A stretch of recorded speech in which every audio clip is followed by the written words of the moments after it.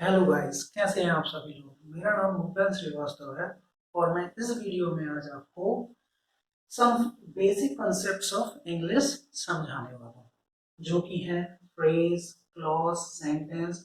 और सेंटेंस में वो कौन कौन से एलिमेंट्स या तत्व होते हैं वो भी हम इस वीडियो में आज समझेंगे, जैसे subject, predicate, helping verb, main verb, object and complement.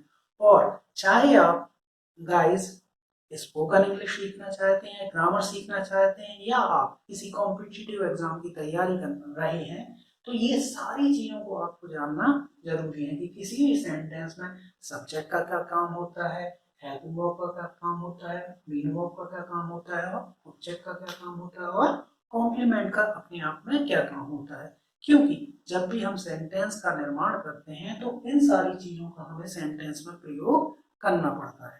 तो चलिए वीडियो को शुरू करते हैं। और वीडियो को शुरू करने से पहले मैं आपसे ये रिक्वेस्ट करना चाहता हूँ कि यदि आपने मेरे चैनल को सब्सक्राइब नहीं किया है तो सब्सक्राइब कर दीजिए और बेल आइकन को भी दबा दीजिए, क्योंकि मैं स्पोकन इंग्लिश और इंग्लिश ग्रामर पर बहुत सारे वीडियो की एक सीरीज लाने वाला हूँ, जिसमें एक ऑर्डर में मैं सारी चीजों को आपको समझाऊंगा। तो चलिए वीडियो को शुरू करते हैं। तो चलिए सबसे पहले हम सीखते हैं फ्रेज। फ्रेज मीन्स शब्द समूह। तो फ्रेज को जानने के पहले या समझने के पहले हमें ये जानना होगा कि किसी भी लैंग्वेज की सबसे छोटी इकाई या यूनिट क्या होती है। तो किसी भी लैंग्वेज की सबसे छोटी इकाई जो होती है वो होती है वर्ण या अक्षर। जैसे हिंदी भाषा में अक्षर आ, ब, का ये होते हैं सबसे छोटी यूनिट। इसी प्रकार से इंग्लिश भाषा में भी अल्फाबेट्स जो कि हैं A B C D E F, ये क्या कहलाते हैं, सबसे छोटी इकाई या अक्षर। तो इन्हीं के योग से क्या बनता है, शब्द बनता है जिसका कोई अर्थ निकलता है। तो दूसरी सबसे बड़ी इकाई क्या हो जाती है किसी भी भाषा की, शब्द या वर्ड। ठीक, तो शब्द या वर्ड की योग से जो भी चीज बनती है उसको हम क्या कहते हैं, फ्रेज या शब्द समूह कहते हैं। ठीक, तो इसकी सबसे पहले मैं आपको परिभाषा सुना दूं। तो शब्द समूह या फ्रेज क्या होता है, ये शब्दों का समूह होता है जिसका कोई अर्थ निकलता है, लेकिन ये अर्थ अपने आप में पूर्ण नहीं होता है। अर्थात यदि हमें किसी भी फ्रेज का पूर्ण अर्थ प्रकट करना होता है तो हमें इसको किसी सेंटेंस में यूज करना बहुत ही ज्यादा जरूरी होता है, तभी कोई फ्रेज अपना पूर्ण अर्थ प्रकट कर पाता है। फॉर एग्जाम्पल आप देखिए, जैसे कि इन दी ईस्ट मीन्स पूर्व में, तो इसका अर्थ तो निकल रहा है इस शब्द समूह का कि पूर्व में, लेकिन पूर्ण अर्थ ये अपने आप में प्रकट नहीं कर रहा है। इसी प्रकार से on the table means table पर, तो ये भी एक शब्द समूह है या फ्रेज है जिसका कोई अर्थ तो निकल रहा है, लेकिन ये अपने आप में पूर्ण अर्थ को प्रकट नहीं कर रहा है। इसी प्रकार से an apple of discord means झगड़े की जड़, तो इसका भी अर्थ है, लेकिन ये अपने पूर्ण अर्थ को प्रकट नहीं कर रहा है कि झगड़े की जड़ क्या है। झगड़े की जड़ जब हम इसको सेंटेंस में यूज करेंगे तभी ये सारे फ्रेजेस अपने पूर्ण अर्थ को प्रकट कर पाएंगे। तो चलिए हम इनको देखते हैं। जैसे the sun rises in the east means सूरज कहाँ उगता है, पूर्व में उगता है। तो अब जो ये फ्रेज है ये अपने पूर्ण अर्थ को प्रकट कर पा रहा है। सेकंड सेंटेंस को देखते हैं। जैसे he has placed the TV on the table, तो ऑन द टेबल मीन्स उसने टीवी को कहाँ प्लेस कर दिया है, टेबल पर। तो अब ऑन द टेबल अपने पूर्ण अर्थ को प्रकट कर पा रहा है। इसी प्रकार से Kashmir is an apple of Discord between India and Pakistan, तो कश्मीर जो है वह इंडिया और पाकिस्तान के बीच में क्या है, झगड़े की जड़ है।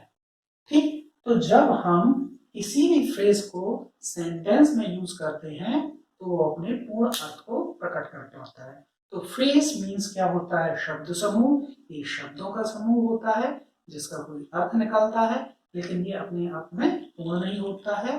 अर्थात जब भी हमें किसी फ्रेज का पूर्ण अर्थ प्रकट करना होता है तो हमें इसको कहाँ यूज करना पड़ता है, सेंटेंस में यूज करना पड़ता है।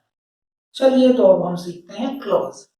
तो तीसरी सबसे बड़ी यूनिट जो होती है किसी भी भाषा की वो होती है क्लॉज। क्लॉज का मतलब होता है उपवाक्य। अब उपवाक्य क्या होता है इसको जानना हमें बहुत ही ज्यादा जरूरी है। तो सबसे पहले इसके लिए मैं आपको इसकी परिभाषा बताता हूँ, फिर उस परिभाषा को इन सेंटेंसेस पे हम अप्लाई करके देखेंगे। ठीक, तो क्या होता है क्लॉज? क्लॉज मीन्स उपवाक्य, जैसे कि इसके नाम से ही हमें पता चल रहा है कि ये किसी वाक्य का भाग होता है जिसमें एक सब्जेक्ट और एक वर्ब होती है। तो यहाँ पे मैंने दो उदाहरण लिखे हुए हैं, जैसे कि he will go if she invites him, तो ये एक पूरा वाक्य है और इसमें दो उपवाक्य हैं जो कि हैं ये he will go and she invites। ठीक, तो इसमें आप देखिए जैसे कि फर्स्ट सेंटेंस में he क्या हो गया? सब्जेक्ट हो गया, will क्या हो गई? एक वर्ब हो गई, इसी कारण ये क्या हो गया? एक उपवाक्य हो गया। ऐसे ही she invites, तो इसमें she सब्जेक्ट हो गया और invites क्या हो गई? वर्ब हो गई, इसी कारण ये भी क्या हो गया? उपवाक्य हो गया। तो ये दोनों एक्चुअल में उपवाक्य हैं जो कि एक पूरे sentence he will go if she invites का एक भाग है। ठीक है, इसी प्रकार से सेंटेंस को हम देखते हैं, जैसे कि I said that he had done this। Okay, so I said, इसमें एक सब्जेक्ट हो गया और एक वर्ब हो गई और ये एक पूरे सेंटेंस का भाग है, इसी कारण ये क्या हो गया? उपवाक्य या क्लॉज हो गया। That he had done it, तो ही और हैड क्या हो गई? वर्ब हो गई, तो ये भी क्या हो गया? उपवाक्य हो गया। अब उपवाक्य या क्लॉज जो होते हैं मेनली दो प्रकार के होते हैं, ओके, जिनको हम जानते हैं प्रिंसिपल क्लॉज के नाम से और सबऑर्डिनेट क्लॉज के नाम से। अब सबऑर्डिनेट क्लॉज भी तीन प्रकार की होती हैं, जो कि होती है नाउन क्लॉज, एडजेक्टिव क्लॉज और एडवर्ब क्लॉज। तो ये सारी चीजों को मैं किसी और वीडियो में इन डिटेल से समझाऊंगा। ठीक है, तो अभी हमें बस इतना ही जानना जरूरी है कि उपवाक्य या क्लॉज क्या होता है। उपवाक्य या क्लॉज जो होता है वो किसी सेंटेंस का एक भाग होता है जिसमें एक सब्जेक्ट और वर्ब होती है, जैसे कि यहाँ पे इन सेंटेंस में दिया गया है। चलिए, तो अब हम सीखते हैं वाक्य या सेंटेंस। तो सेंटेंस क्या होता है? सेंटेंस की अपने आप में बहुत ही ज्यादा इंपॉर्टेंस है हर लैंग्वेज में, क्योंकि जो भी हम बात कहना चाहते हैं वो किसी भी भाषा में सेंटेंस के माध्यम से ही कहते हैं। तो सेंटेंस या वाक्य क्या होता है इसको हमें जानना जरूरी है कि वाक्य होता क्या है। तो वाक्य जो होता है शब्दों का एक सिस्टमेटिक समूह होता है जिसका कोई अर्थ निकलता है। ओके, फॉर एग्जाम्पल जैसे कि आप दे सकते हैं वी आर लर्निंग इंग्लिश। ठीक, तो ये एक ऑर्डर में लिखा हुआ सेंटेंस है जिसका एक अर्थ निकल रहा है, वो क्या है? हम अंग्रेजी सीख रहे हैं। ऐसे ही दे विल कम हियर, तो ये भी क्या है? एक ऑर्डर के अंतर्गत लिखा हुआ शब्द समूह है जिसका कोई अर्थ निकल रहा है, वे यहाँ आएंगे। तो वाक्य वही होता है जो एक सिस्टमैटिक ऑर्डर में लिखा गया हो या कहा गया हो और जिसका एक कंप्लीट अर्थ निकलता है या पूर्ण अर्थ निकलता है, वो क्या कहलाता है? वाक्य कहलाता है। ठीक है, वाक्य अंग्रेजी भाषा में विभिन्न प्रकार के होते हैं जिनको मैं आने वाली वीडियो में आपको एक्सप्लेन करूंगा या समझाऊंगा। तो चलिए अब हम सीखते हैं elements of a sentence, means किसी भी सेंटेंस में कितने तत्व होते हैं, ये हमें जानना बहुत ही ज्यादा जरूरी है, क्योंकि मैं आपको इससे पहले भी बता चुका हूं कि सेंटेंस क्या होता है? शब्दों का समूह होता है जो कि एक निश्चित ऑर्डर में लिखे हुए होते हैं, ओके, और जिनका कोई अर्थ निकलता है। तो जनरली इंग्लिश भाषा में किसी भी सेंटेंस का जो ऑर्डर होता है वो क्या होता है? Subject, helping verb, main verb and object.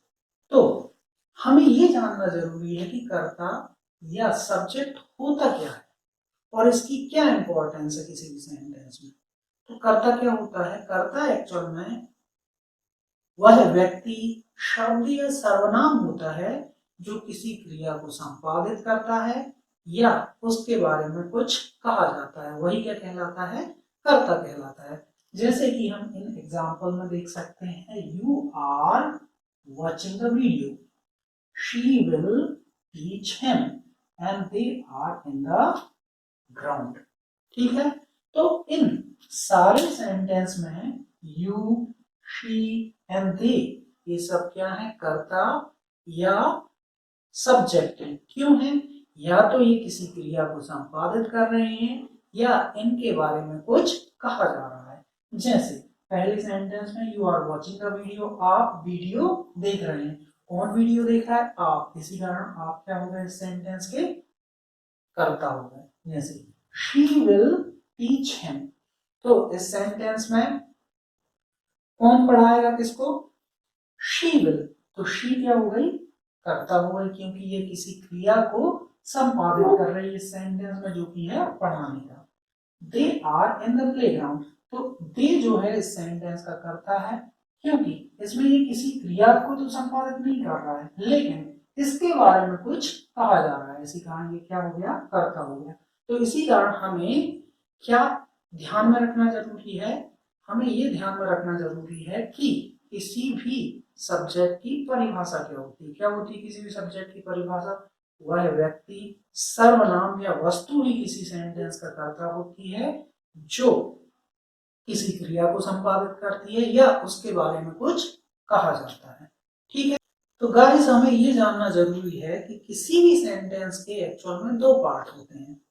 एक क्या होता है? सब्जेक्ट, दूसरा क्या होता है? प्रेडिकेट। तो हर सेंटेंस में सब्जेक्ट और प्रेडिकेट होता है, जैसे कि आप इन तीनों सेंटेंस में देख पा रहे हैं कि सब्जेक्ट और प्रेडिकेट दिया हुआ है। तो प्रेडिकेट होता क्या है? प्रेडिकेट का अर्थ होता है विधेय, मीन्स वाक्य का वह भाग जो जो कर्ता के द्वारा किए गए कार्य के बारे में हमें बताता है या कर्ता के बारे में हमें जानकारी देता है, तो वही प्रेडिकेट या विधेय कहलाता है। अब प्रेडिकेट के अंतर्गत क्या क्या आता है? Helping verb, main verb, object और कॉम्प्लीमेंट। अब इन दोनों चीजों में से एक कुछ वाक्य में होता है। चलिए, तो अब आगे इनके बारे में मैं भी आपको बताऊंगा। सबसे पहले हम सीख लेते हैं हेल्पिंग वर्ब।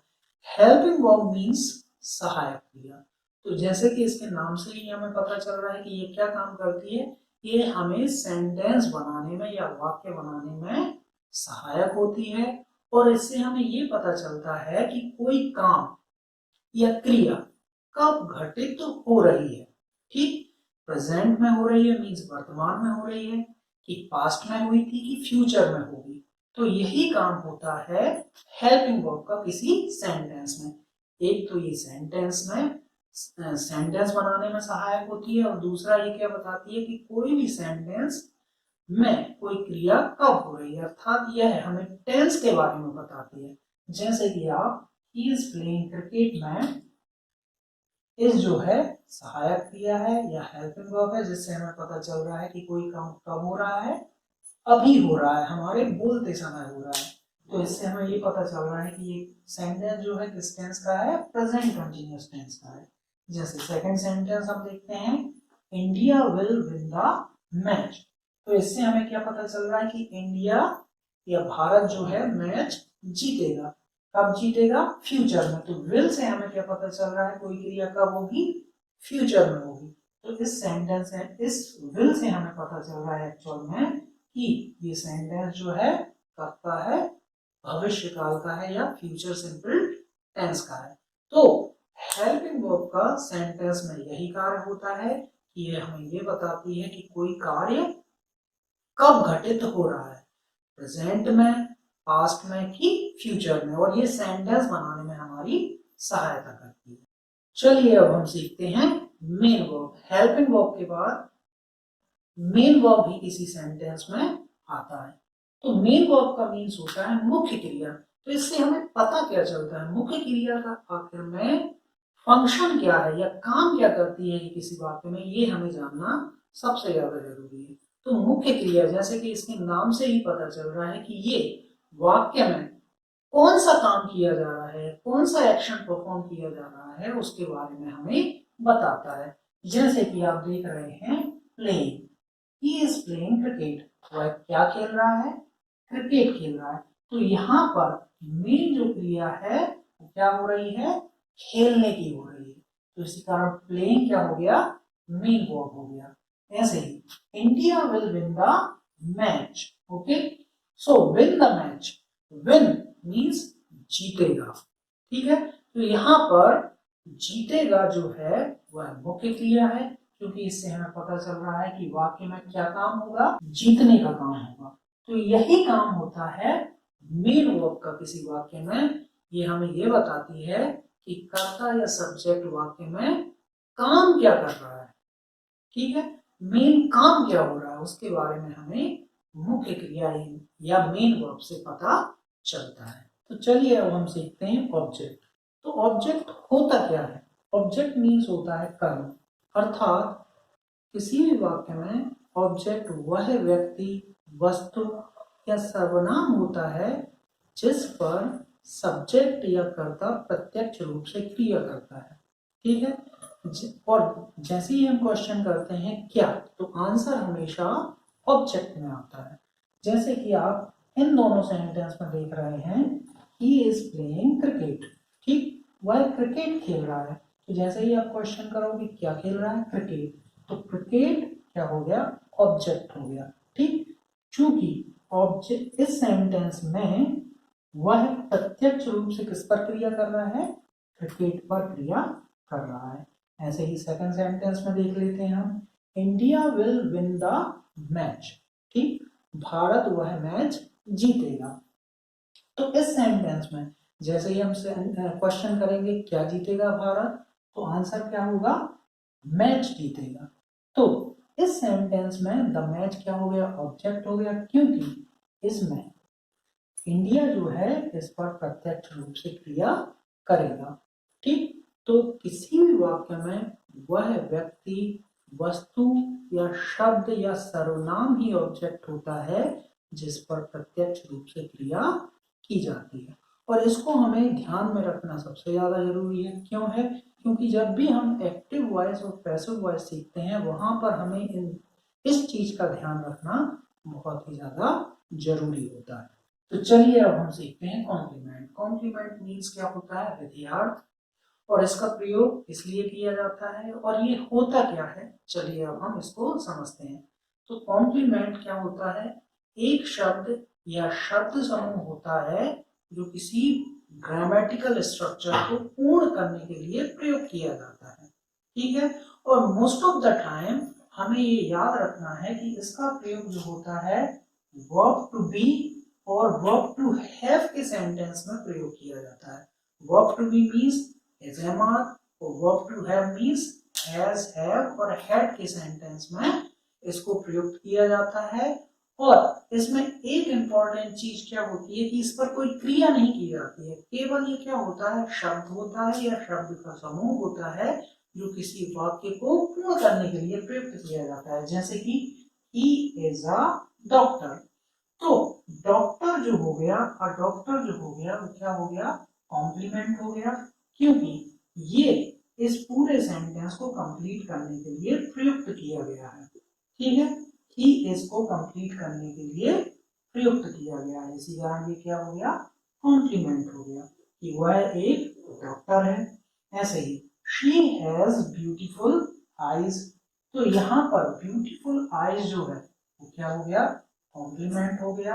और ये इस सेंटेंस को कंप्लीट करने के लिए प्रयुक्त किया गया है, जिसका अर्थ क्या है कि उसकी आंखें कैसी हैं, सुंदर है, या उसके पास सुंदर आंखें हैं। ऐसे ही दे वर इन द ग्राउंड, तो यहाँ पर इन द ग्राउंड क्या हो गया, कॉम्प्लीमेंट हो गया। क्यों हो गया, क्योंकि ये इस ग्रामेटिकल स्ट्रक्चर को पूर्ण करने के लिए प्रयुक्त किया गया है। तो कॉम्प्लीमेंट और ऑब्जेक्ट में ये अंतर है कि ऑब्जेक्ट पर प्रत्यक्ष रूप से कोई एक्शन या क्रिया की जाती है, लेकिन कॉम्प्लीमेंट जो होता है वह किसी ग्रामेटिकल स्ट्रक्चर को पूर्ण करने के लिए प्रयुक्त किया जाता है। और ये एक शब्द हो सकता है या शब्द समूह भी हो सकता है, जैसे कि अ डॉक्टर एक शब्द हो गया, ब्यूटीफुल आइज दो, और इन द ग्राउंड ये क्या हो गया, एक फ्रेज हो गया। तो यही अंतर होता है ऑब्जेक्ट और कॉम्प्लीमेंट में। आप सभी का वीडियो देखने के लिए धन्यवाद। प्लीज वीडियो को लाइक जरूर करिएगा और शेयर जरूर करिएगा। और यदि आप किसी ग्रामर टॉपिक पर वीडियो चाहते हैं तो मुझे कमेंट बॉक्स में जरूर बताइएगा, मैं उस पर निश्चित वीडियो बनाऊंगा। धन्यवाद, नमस्कार।